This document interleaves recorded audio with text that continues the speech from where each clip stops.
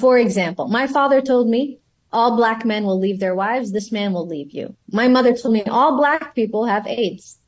Like those things are not true, first of all. Well, my father did not approve of my marriage to my husband. And why My not? father, yeah, because he's black. So there's a lot of racism in the Arab like I said, the culture. Islam says no black man is better than an Arab man. No Arab man is better than a black man. But my father and my mother were adamant against, no, he's black. No, they didn't even give him a chance. They didn't meet him. They didn't, give him an opportunity. And that hurt. But when something is wrong, it's wrong. So you got to stand up against it. In Egypt, I mean, I've explored. If I tell you, like, my own teachers have said some of the most racist stuff, like anti-black stuff I've heard in my life. Like, I'll just give you an example. I was sitting in an Azhar class, and the teacher said, Ya shabab, la tatazawwaju min Africa. Do not get married from Africa. I was like, huh? Okay. Oh, wow. He said, because if you marry an African lady, this is the most offensive, I'm not going to swear, the most offensive stuff I've heard in my life, yeah? He said, because when you get married from Africa and your African lady, her hair is so coarse and harsh, if she sleeps on your chest, her chest will cut you at nighttime. And this is a class, this is a class in front of 30, 40 black kids. And some people might say something. We didn't say it. I was so in shock. I was like, huh? And she goes, afdal lakum, it's better for you to get married from Turkey, because the hair is beautiful and nice. Oh my goodness. Do you see? And this is Azhar. That's jaw-dropping. This is in Azhar, Oh, wow. I've heard, and or in a similar class as well, different teacher said, هؤلاء في أفارقة يأكلون قردة. Those in people in Africa that eat monkeys.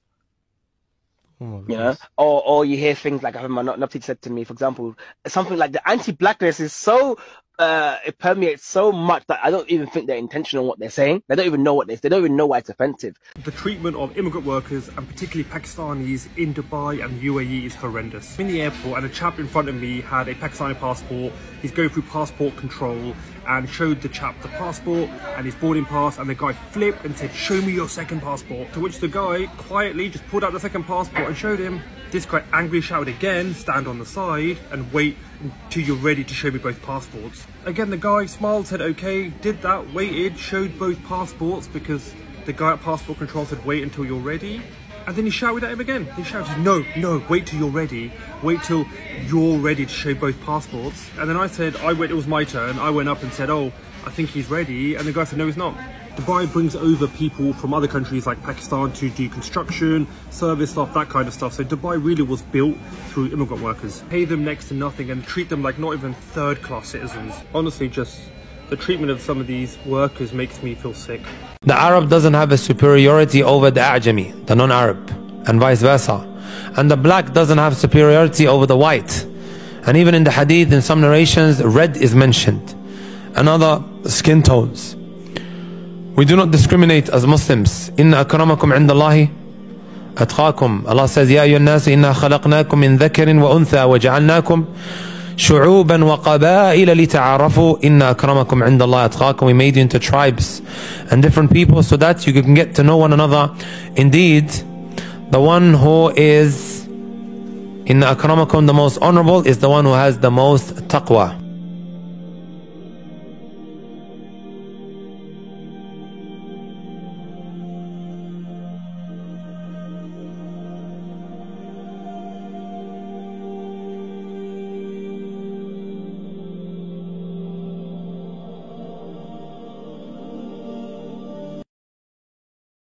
Hello guys, welcome back to the channel. Let's just hope that you're doing fine wherever you are today. This is Eugene Stories, and here yet with another video. So I'm gonna be talking about Arab and the discrimination or the prejudice towards black people and other people of color.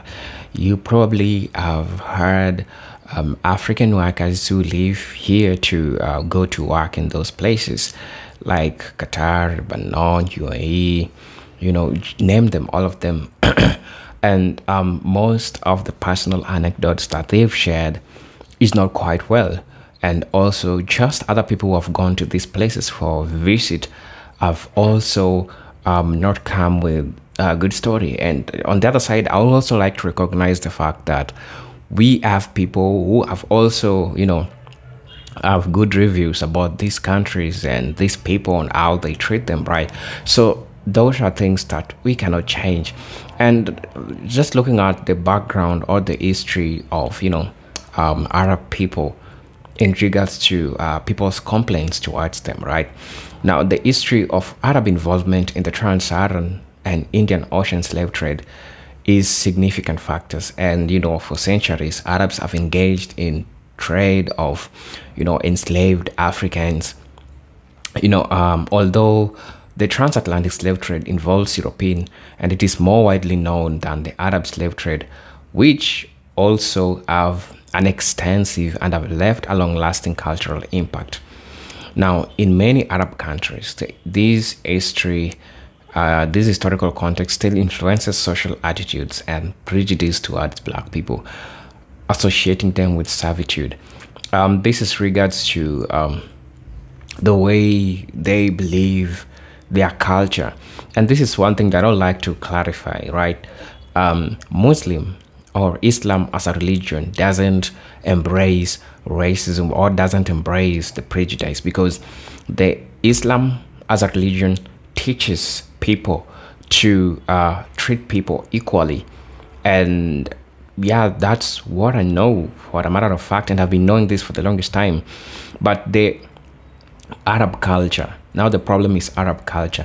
The Arab culture, most of Arabs are Muslims, and not all Muslims are Arabs, right?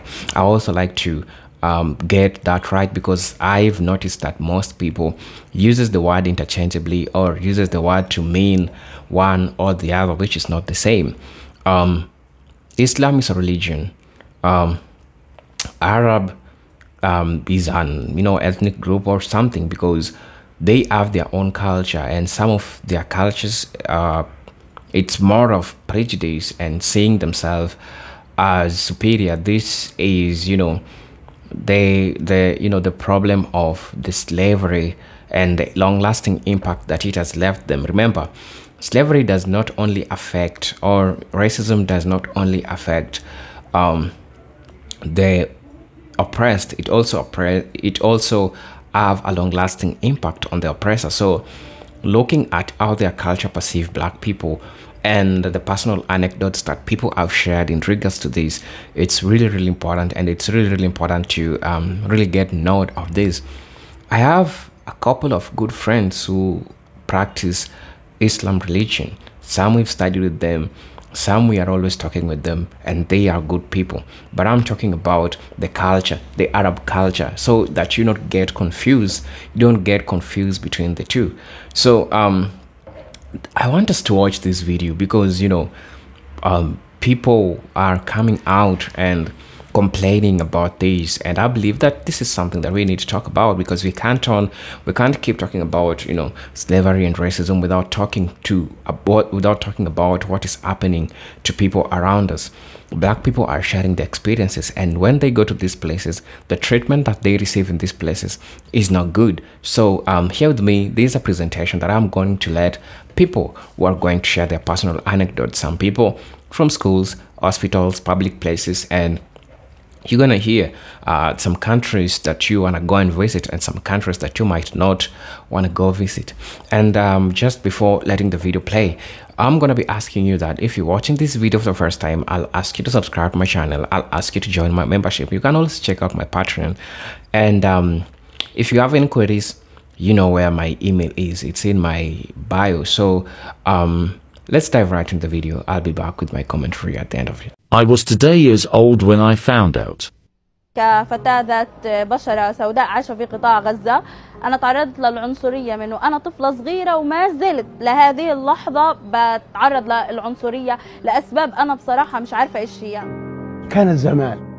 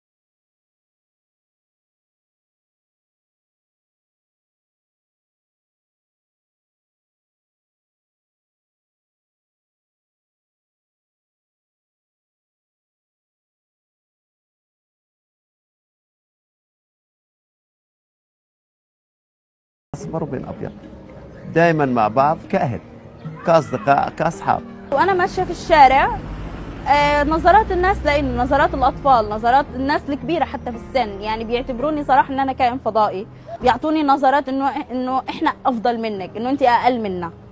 عمر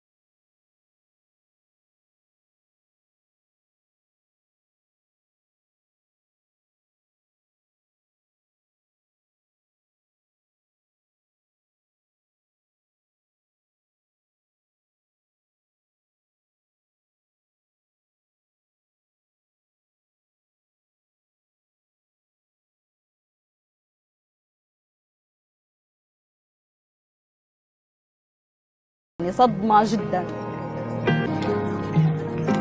الإنسان لما ينجرح بالذات في الصغر يعني من موقف معين إلا ما يضل ملازمه لحد ما يكبر. ضليتني منعزلة في البيت، ما بعمل إشي، ما بسوي، ما بطلع مع أصدقائي، حتى المراية ما كنت أطلع فيها، لكن بالنهاية الحمد لله طلعت من هذا الاكتئاب واستمريت وعملت إنجازات ووصلت للي أنا بدي إياه. يعني لما مثلا واحد طفل اسود تعرض لتنمر بقول له ابوه تجاهل، ليش؟ بامكانك انت ترد عليه، بامكانك انه انت تعطيه رد انه انا رافض، ان انت عنصري. نزرع في الاجيال اللي جايه انه لا، التنوع والاختلاف هذا شيء حلو كثير يعني. I was in a bookstore in Edgware Road. It was like an Arab bookstore. Okay. And I saw, I love books. Anyone that knows me knows like books, money and food, like that's my thing. So I went into the bookstore and I was like, and I was picking all these books, you know, there was the Diwan of Abu Nawas and all these like classical Arabic books, and like I'm a big poetry person. Yeah, yeah. So I was buying all these poetry. Diwan of Imam Shafi was there and I picked them all out. I had about 5 books and I took it to the counter, and the guy was Egyptian and he was talking to his friend and he was like, I don't know what this little black boy wants to do with all of these books. Really? And they were laughing.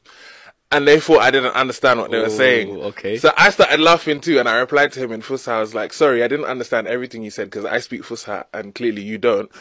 Yeah. And I was like, but I studied Arabic, I read Arabic books, and that's why I'm buying the books. That's my business, buying these books. Wow. So do your job and sell me the books. And do you know what I mean? You get these microaggressions and you see these kind of things, and they all come from places of ignorance.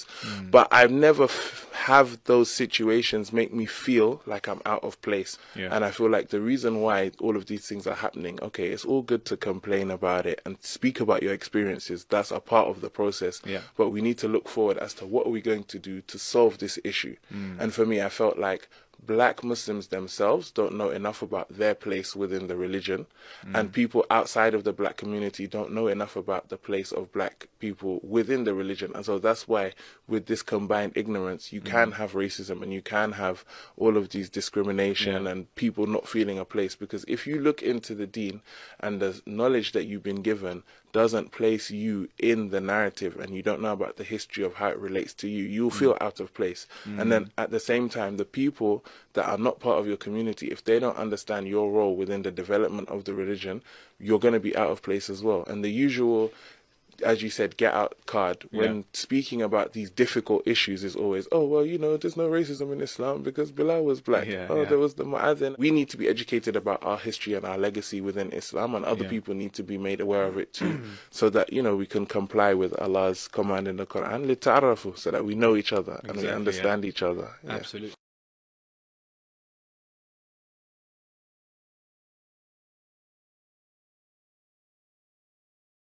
I saw this video about why Dubai sucks because of its treatment of migrant workers, and I have so many thoughts about this. So I'm Arab and African, but I grew up in Britain.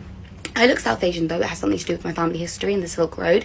But the point is that when we go on holiday to Gulf countries, or have gone in the past, including Dubai, there is always a moment right before people realise that we're either Arab or we have British accents, where they choose whether or not to respect and validate us as human beings. I've seen people being racially abused. It's disgusting. The fact that anyone can justify it as, oh, these people get jobs.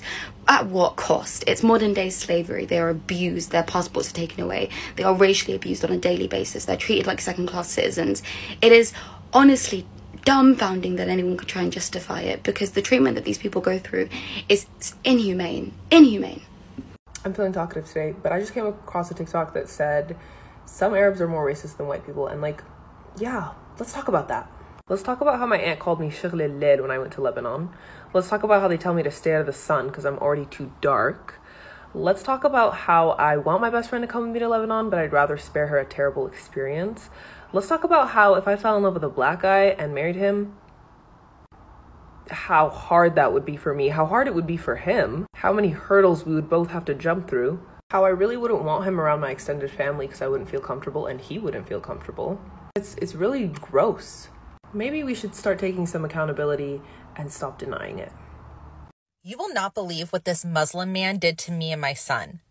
Me and my kids went to the Renaissance Fair and we didn't know that it was supposed to rain. We're there for about an hour and it starts like torrential downpouring, okay? So bad to where my shoes and my ankles completely covered in mud and we're just soaked through it with rain. And as we're walking through the crowd, okay, and I'm talking hundreds, maybe thousands of people are surrounding us, heading back to the car, this Muslim man stops me. And I know he's Muslim because he's wearing a keffiyeh. And he's with like his, I want to say 10-year-old son. This guy had the audacity to offer me and my son his umbrella. The only thing he had that was sheltering himself and his own child, he was willing to give up and give to a total stranger to shelter me and my son. I had to basically beg him, like, no, it's okay, because we're heading back to the car right now. I don't want to take your umbrella if we're just going to be in the car in the next, 10 minutes.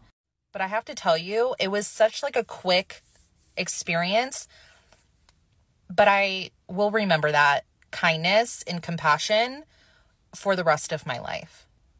Yes, probably you've seen a lot of people coming out complaining and talking about, Arab racism. And there's just one thing that I believe that most of people are still not getting. Islam religion, and I'll say it again, Islam as a religion is not quite same as Arab culture. They are quite different because their teachings are different. Having asked Muslims and having interacted with some Arabs, asking them, you could see that they don't share sentiments. They have different sentiments because Islam as a religion teaches about equality and goes and doesn't encourage people discriminating people because of color or race or where they come from, right? But Arab as a culture, Arab culture, its history, its background, understanding the Arab racism. This is what they have been doing, So some elements within Arab culture have developed feelings of superiority due to historical dominance in trade, the Islamic influence, and civilization. While Islam as a religion preaches equality among all people, the cultural practice in many parts of the Arab world are same racial hierarchies develop, where lighter skin tones are often idealized over darker ones. These racial attitudes are sometimes reinforced by notions of tribalism and regionalism. You can see the colonial impact or the colonial influence that these has left the mark to the lives of these, some of these Arab people who are perpetrating colorism or racism. Some people may say, preference is not racism, but when it comes your main focus, that becomes racism. You need to know the line, or you need to know when to draw the line, okay? And I'll say it again. Some people will say that having a desire towards a given color, that's a preference. That's not racism. That's not colorism, right? But I'll say that if a person have become overly obsessed by this, then we can say that they are racist, because it's totally prejudice, and everything you negatively stereotype other group of people while you're trying to favor other group of people, then now that becomes a prejudice, that becomes racism, that becomes colorism, right? So colonialism also reinforced these divisions. European colonizers often divided African and Arab population and encouraged division that led to long-lasting animosities. Colonial hierarchies also privileged Arabs in certain groups, further solidifying feelings of superiority. Now, let's look at the modern day issues. You've probably seen people, African women who are living, going to these places like Qatar, going to work to these places, totally complaining about, the treatment that they have been given. We've seen some dangerous videos, women being thrown out of, windows, the skyscrapers, landing down. That doesn't really sound well, that doesn't really move well with treatment of humans. Okay, now the modern day issues, African domestic workers in the Arab world, we're going to be talking about, because you've probably heard that, or you've probably seen people complain about that. Okay, African women travel in the Middle East, especially in countries like Saudi Arabia, Kuwait, Lebanon, and the UAE, in search for better paying jobs as domestic workers. However, these women often face extreme hardship, including exploitation and abuse. Many African domestic workers physically and emotional abuse, unpaid wage, and harsh working conditions. This sponsorship system, or the kafala system, in these countries ties workers to their employers, making it difficult for them to leave abusive situation without severe consequences. This has been happening for the longest time. This is modern day slavery. And I'm not afraid of saying this. This is a modern day slavery, and it has been going on for the longest time. I like to talk about discrimination. Black workers, especially women, often face racism in these countries. Some are treated as second-class citizens or viewed as property. These attitudes are tied to both historical and racial hierarchies and the contemporary views of African labor as a cheap and disposable. Still modern day slavery. If you try to look at how Arab slavery happened, it's quite more of the same. While they were trying to make black women work, castrate African men, you can see generally they were trying to make them tied to these people so that they can continue working for them and not give birth to a group of other people who will be resentful to them, right? So I would like to talk about dehumanization of black people. In many Arab countries, there are remains of pervasive belief in the inferiority of black people, which can be seen in the treatment of African migrants and workers. Stereotypes about African people being less civilized or inferior persists, affecting how black people are treated in daily life. What causes these things is economic desperation. Many African women continue to migrate to Arab countries due to economic pressures in their home countries. I understand. The promise of better wages and opportunities drives many to leave, but they are often unaware of realities they will face. The lack of strong labor protections and diplomatic oversight also contributes to the vulnerability of these workers, The government is really failing to protect workers, and I've heard cases, especially in my country, people trying to leave these places, going to work to Qatar, Kuwait, Lebanon, just name it all. They stuck in those places. They don't have the government that can initiate their movement back in the country, and this gives power to also these people who let them go, So African governments often fail to adequately protect their citizens abroad. Consulates may be slow to respond to cases of abuse, and domestic laws in African countries may not be sufficient to prevent exploitative recruitment practices.